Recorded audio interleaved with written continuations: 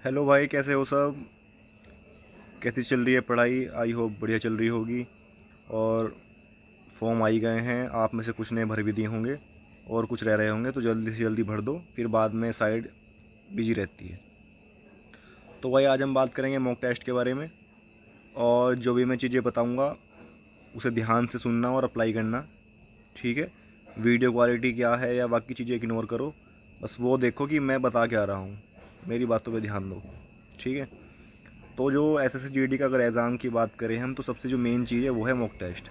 Mock test जो अभी से लगातार रेगुलर देगा, वो एग्ज़ाम तक बहुत ही अच्छी कंडीशन में हो जाएगा, जो अभी से रेगुलर मॉक टेस्ट देगा।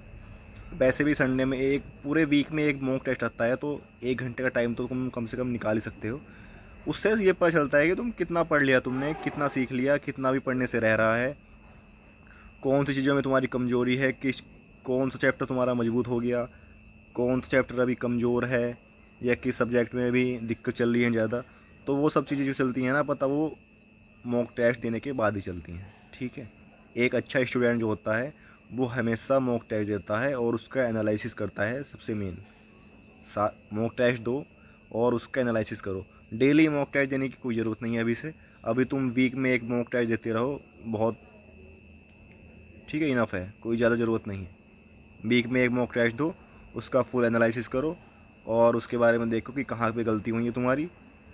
मैथ और इंग्लिश के उसके जीके के क्वेश्चन लिखो अपने, जो भी गलत हुए हैं।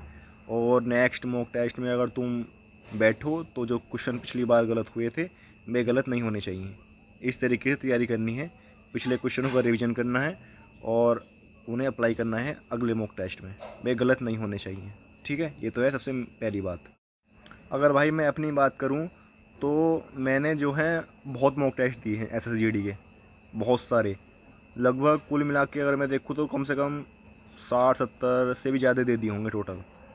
RWA का मैंने कभी भी कोई मॉक टेस्ट नहीं छोड़ा, SSGD का कोई भी, चाहे एग्ज़ाम के 4 महीने बचे हुए हों या 6 महीने पहले।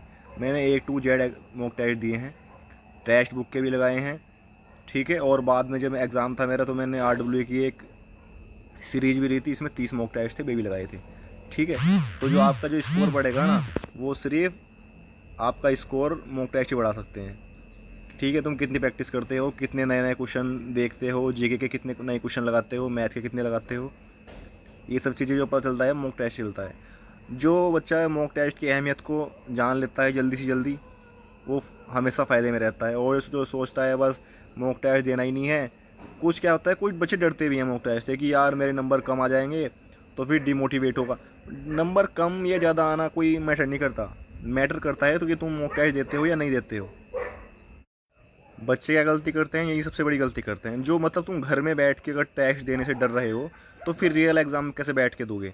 वहाँ पे फिर हाथ कांपने लगते हैं, गला सूखता है, जो चीज़ें हमारे आती हुई होती हैं सही भी, वे भी गलत हो जाती हैं।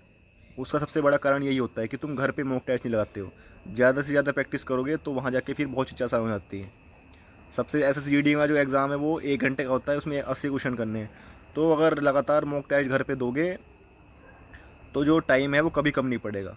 और जिस दोस्त का टाइम अगर कम पड़ गया, उसका सिलेक्शन कभी नहीं हो सकता। और जो बच्चा टाइम से पहले वहाँ एक बार टेस्ट पूरे पेपर में घूम जाएगा, उसका 100% सिलेक्शन होगा भाई। तो ये सब चीज़ें जो होती हैं ना, ये मॉक टेस्ट देने से ही होती हैं। मैंने खुद ने बहुत सारे मॉक टेस्ट दिए, इसी वजह से मैं तुम्हें बता रहा हूँ, समझा रहा हूँ कि मॉक टेस्ट देने शुरू करो अभी से ही, ठीक है? सबसे पढ़ाई से भी ज़्यादा जो चीज़ है ना, वो मॉक टेस्ट है। अगर तुम मॉक टेस्ट ही नहीं दोगे तो तुम्हें पता ही नहीं चलेगा कि तुमने कितनी चीज़ तुमने पढ़ ली हैं, तुम किस चीज़ में स्ट्रॉन्ग हो, किस चीज़ में तुम अभी कमज़ोर हो, कौन सा टॉपिक तुम्हें नहीं आता अभी। वो सब चीज़ें तुम्हें मॉक टेस्ट देने के बाद ही पता चलेंगी। समझ में आई बात? तो भाई इस बात को ध्यान से बांध लो, मॉक टेस्ट ज़रूर देना है हर संडे को। मैं खुद भाई हर संडे को तुम्हारा मॉक टेस्ट एनालिसिस कराया करूँगा रेगुलर, ठीक है? उसमें मैं तुम्हें बताया करूँगा कौन सा टॉपिक तुम्हें मजबूत करना है, कितने नंबर आज के तुम्हारे मॉक टेस्ट में आने चाहिए थे, कितने नहीं आने चाहिए थे, किस सब्जेक्ट में कितने नंबर लाने हैं तुम्हें, वो सब चीज़ें मैं बताया करूँगा। एक कंप्लीट एनालिसिस, समझ गए? तो देना शुरू करना है। अगर मैं आज के मॉक टेस्ट की बात करूँ, तो आज की GS और 4 सब्जेक्ट की बात करते हैं, तो जो हिंदी और रीजनिंग थे वे नॉर्मली होते हैं, पेपर में भी नॉर्मली आते हैं बहुत ज़्यादा, रीजनिंग भी और हिंदी भी। जीएस हमेशा की तरह आज टफ ही था, मॉक टेस्ट का टफ ही कहेंगे आज, नॉर्मल नहीं कहेंगे, ठीक है। और मैथ भी आज का बहुत अच्छा था। अगर मैं रीजनिंग और हिंदी की बात करूं तो आज के मॉक टेस्ट में तुम्हारे 18 नंबर कम से कम होने चाहिए, 18 क्वेश्चन कम से कम तुम्हारे सही होने चाहिए।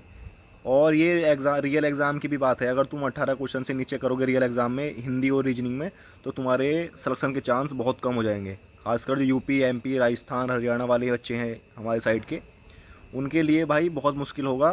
तुम्हें मैथ, रीजनिंग और हिंदी इन तीनों में नंबर बढ़ा के चलने हैं हमेशा से। जीके में क्या है, जीके में जितने बच्चे और करेंगे अगर तुम उतने भी कर दोगे तो दिक्कत नहीं है, लेकिन अगर तुम बाकी सब्जेक्ट में गलत करोगे क्वेश्चन तो फिर तुम बाकी बच्चों से बहुत पीछे चले जाओगे। तो इन सब्जेक्ट को तुम्हें अभी से ही बहुत मजबूत बना के चलना है। मैथ, रीजनिंग और हिंदी में तुम्हें क्वेश्चन नहीं कटने देना है। अगर आज की बात करूँ तो मैं तो आज की बात सब्जेक्ट और रीजनिंग और हिंदी में आज के कम से कम 18 क्वेश्चन सही होने चाहिए तुम्हारे दोनों में। मैथ की बात करें अगर तुम्हारे अभी फ़िलहाल भी 15-16 क्वेश्चन अगर तुम्हारे ठीक हो रहे हैं तो बहुत अच्छी बात है, कोई दिक्कत वाली बात नहीं है। और अगर हम जीएस की बात करें आज तो जीएस आज का बहुत बढ़िया वाला था। कई क्वेश्चन जो है तुम्हें करंट के दिए हुए थे, उसमें तो करंट के क्वेश्चन नहीं बन पाते बच्चों से।